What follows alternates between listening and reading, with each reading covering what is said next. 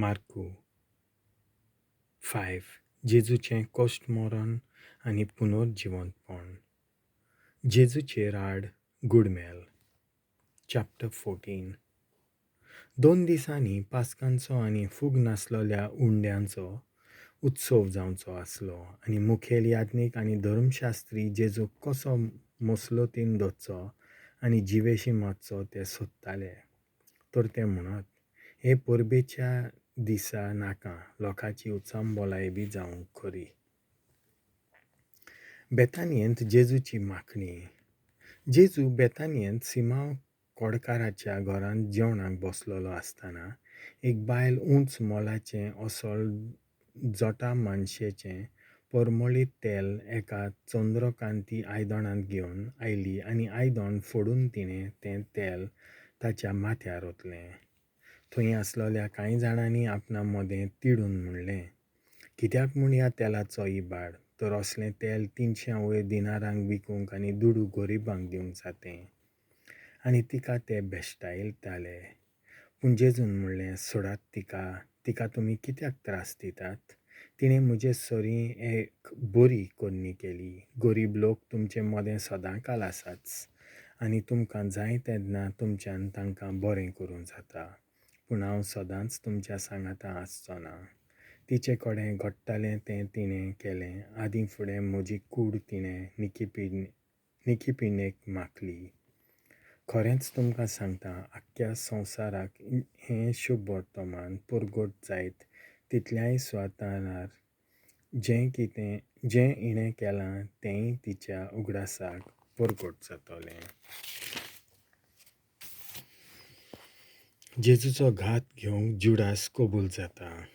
तेन्ना 12तलो एकलो जुडास इस्कारियोट जेजूक मुखेल याज्ञीकांच्या हातांत घालूंक तांचेशी गेलो. ताचें आयकून तांकां संतोश भोगलो आनी ताका दुडू दिवंक ते कबूल जाले आनी ताका तांच्या हातांत घालूंक एक बरो सुयेग तो सोदतालो. जेजू शिसां सांगाती पास्क जेवण करता. फूग नासलोल्या उंड्यांच्या पयल्या दिसा पास्कांचो मेंढरो मारतात तेन्ना जेजूच्या शिसांनी ताका म्हणलें, तुजें पास्क जेवण करूंक खंय वचून आमी तयार केल्लें तुका जाय? आनी आपल्या शिसांतल्या दोगांक धाडून ताणें तांकां सांगलें, शारांत वचात आनी उदकाचो कळसो खांदार मारून वेता तो तुमकां एक मनीस मेळटलो. ताचे फाटल्यान वचात आनी तो भितर सोदता त्या घराच्या धन्याक म्हणात, म्हज्या शिसां बरोबर हांवें पास्क जेवण करूंक म्हाका दिवपाचो वस्रो खंय आसा? अशें गुरुजीन विचारलां. आनी तो तुमकां माळ्ळेर एक व्हडलो बरे भाशेन जेवणाक मांडलोलो वस्रो दाखयतलो. थंय आमकां तयार करात. शीस भायर सरून शारांत वच जाल्यार जेजून सांगलोलें तशें तांकां मेळ्ळें आनी तांणी पास्क जेवणाची तयारी केली. सांज जातोच बारांक घेवन जेजू आयलो आनी ते जेवणाक बसलोले आसतना जेजून म्हणलें, म्हजे बराबर जेवणाक बसलोलो तुमचे भितरलो एकलो म्हजो घात घेतलो. ते भोव खोंती भरीत जाले आनी एकलो ताका म्हणूंक लागलो, दुबाविरेत तो हांव न्हयच. आनी ताणें तांकां सांगलें, 12तलो एकलो म्हजे बरोबर ताटांत उंडो बुडयता तो मनशाचो पूत ताचे विशीं बरयल्लें आसा त्या प्रमाणें आपल्या शेवटाक वेता खरो, पूण जो मनीस मनशाच्या पुताचो घात घेता ताचें कोटा. जल्मूंकूच नासलो जाल्यार त्या मनशाक अदीक बरें जातें. जेजू आपलें नव्या कराराचें जेवण स्थापून दिता. आनी तांचें जेवण चलता आसतना जेजून उंडो हातांत घेतलो, देवाक दिनवासून तो मोडलो आनी तो तांकां दिलो आनी म्हणलें, घेयात, ही म्हजी कूड. मागीर पात्र घेतलें आनी देवाक दिनवासून तें तांकां दिलें आनी सगळे तांतलें पियेले. आनी ताणें तांकां म्हणलें, हें म्हजें रगत, कराराचें रगत. सोमेस मनशां पासत हांवें तें वारोवचें आसा. हांव तुमकां खरेंच सांगतां, देवाच्या राज्यांत हांव नवो सोरो पियेसर ह्या फुडें दाखेच्या फळांचें हांव आनीक पिवचो ना. आनी 17 गायल्या उपरांत जैतुनाच्या दोंगरार वचूंक ते भायर सरले. पेद्रू आपूण जेजूक वळखना म्हूण सांगतलो जेजूचें भाकीत. तेन्ना जेजून तांकां सांगलें, तुमी सगळे म्हाका सोडून वेतल्यात. तर पवित्र पुस्तकार अशें बरयल्लें आसा, हांव गवळ्याक जिवेशी मारतलों आनी शेळ्यांची दुस्पट जातली. पूण देवान म्हाका पुनर्जिवंत कोत्तोच हांव गालिल्यांत वेतलों. पेद्रून ताका म्हणलें, सगळेच पर्यान तुका सोडून गेलें जाल्यार हांव केन्नाच तुका सोडपाक ना. जेजून ताका जाप दिली, हांव तुका सत सांगता, आयचेच राती कोंब्यान 2 फावटी सात घालचे आदीं 3 फावटी तूं म्हाका वळखनाय म्हूण सांगतलोय. पूण ताणें ओदिकूच भासून सांगलें, तुजे बरोबर म्हाका मोरूंक लेगून पडलें जाल्यार हांव तुका सोडून वचपाक ना. हेरां सगळ्यांनी तशेंच म्हणलें. जेत्समानी मोळ्यांत जेजू मागणें कोत्ता. जेत्समानी म्हणलोल्या मोळ्यांत ते पावले. जेजून आपल्या शिसांक म्हणलें, हांवें मागणें करीसर तुमी हांगा बसात.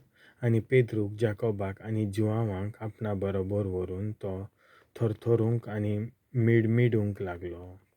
आनी ताणें तांकां सांगलें, कसले खोंतींत बुडलां हांव, ती म्हाका मोरूंक पुरो. तुमी हांगाच थांबात आनी जागृत रावात. आनी मातसो फुडें वचून तो धरणीर पडलो आनी हो वेळ जाता जाल्यार आपणा थावन पयस वचून म्हूण मागतालो.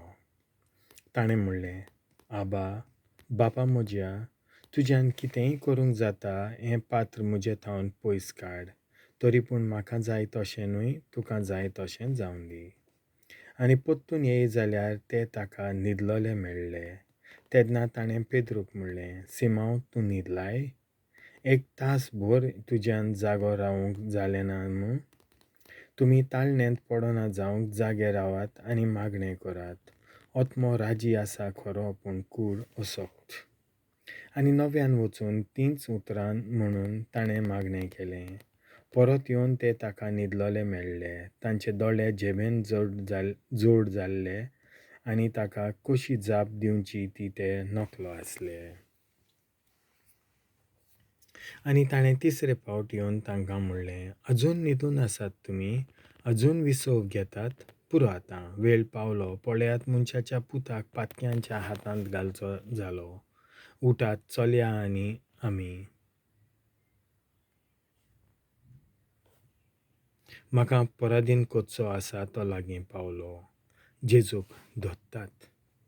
अशें उलयता आसताच जुडास बारांतलो एकलो थंय पावलो आनी ताचे सांगाती तोरवारी आनी तणके घेवन मुखेल यादनिकांनी, धर्मशास्त्र्यांनी आनी जाणट्यांनी धाडलोलो लोकांचो एक जमो.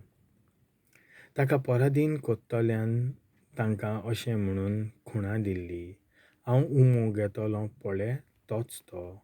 ताका धरात आनी सांबाळून व्हरात. आनी पावना फुडें रोकडोच जेजूस अशें येवन जुडासान म्हणलें, राबाय, म्हणजे गुरुजी, आनी ताका उनुनीत उमो दिलो. आनी तांणी ताच्या आंगार हात घालून ताका धरलो. तेन्ना ताचे बरोबर आसलोल्यांतल्या एकल्यान तोरवार काडून परम यादनिकाच्या चाकराचेर मारून ताचो कानूच कातरलो. जेजून तांकां म्हणलें, तोरवारी आनी तणके घेवन तुमी म्हाका धरूंक येवंक हांव कितें पूंड?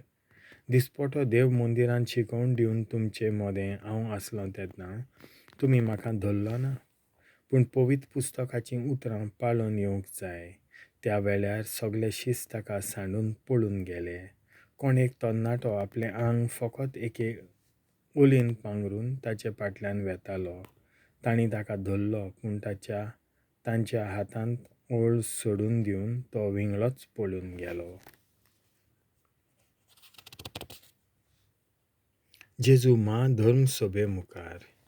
आनी जेजूक परम यादनिका मुखार हाडलो आनी सगळे मुखेल यादनीक, जाणटे आनी धर्मशास्त्री थंय एकटवले. पेद्रू पयस थावन ताचे फाटल्यान चलून परम यादनिकाच्या राजांगणांत भितोस पर्यान गेलो आनी सेवकां बरोबर दोकट्याक बसून शेकतालो. मुखेल यादनीक आनी आख्खी धर्मसभा जेजूक मन्नाचें फर्मोण दिवचे खातीर ताचेर फिर्याद करूंक कोणूय आरोपी मेळटीत काय म्हूण सोदताले, पूण तांकां कोण मेळ्ळो ना जाले. खरें म्हणल्यार सोबार जाण ताचेर आड लोटीक फिर्याद दिताले, पूण तांच्यो फिर्यादी एकामेकाक जमो नासल्यो. आनी कांय जाण उठून ताचेर अशें बोगलांट घालताले, मनशाच्या हातांनी बांदलोलें हें देव मंदीर हांव मोडटलों, आनी मनशांच्या हातांनी बांदूंक नासलोलें दुसरें 3 दिसां भितर बांदतलों, अशें ताणें सांगलोलें आमी आयकलां. पूण हे बाबतींत तांचे फिर्यादीची गोवायकी एकूच जायनासली.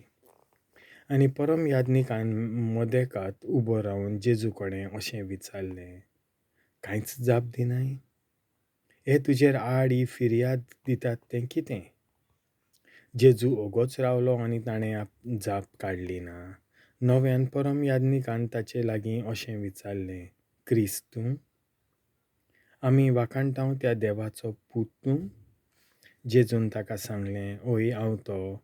आनी मनशाच्या पुताक देव पदवेच्या उजव्या हाताक बसलोलो आनी सर्गींच्या कुपांचेर आयलोलो तुमी देखतल्यात. तेन्ना आपलीं वस्त्रां पिंजून परम याज्ञिकान म्हणलें, आनीक साक्षीदारांची आमकां कसली गरज? तुमीच देवनिंदा आयकल्या तर तुमकां कितें दिसता? एकमतान तांणी सगल्यांनी जेजूक मरण फावो ताचेर फर्मोण मारलें. तेन्ना कांय जाण ताचे थिंपी उडोवंक लागले आनी ताचें तोंड धांपून ताचेर थापटां मारताले. ते ताका म्हणटाले, सांगा, प्रवाद्या, कोणें मारला तुका? आनी सेवक ताचेर मुठी मारताले.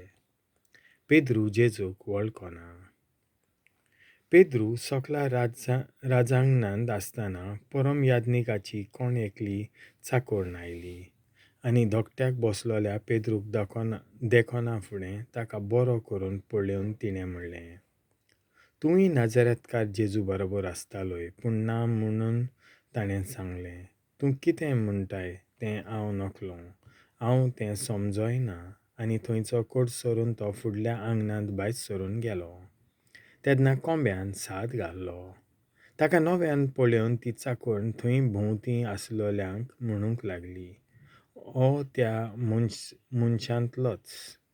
पूण ताणें नव्यान ना म्हणलें. आनी मातशा वखदान थंय आसलोल्यांनी नव्यान पेद्रूक म्हणलें, दुबावा विणे तुमी तांचे भितरलो एकलो, तूंय गालिलेकार मरे?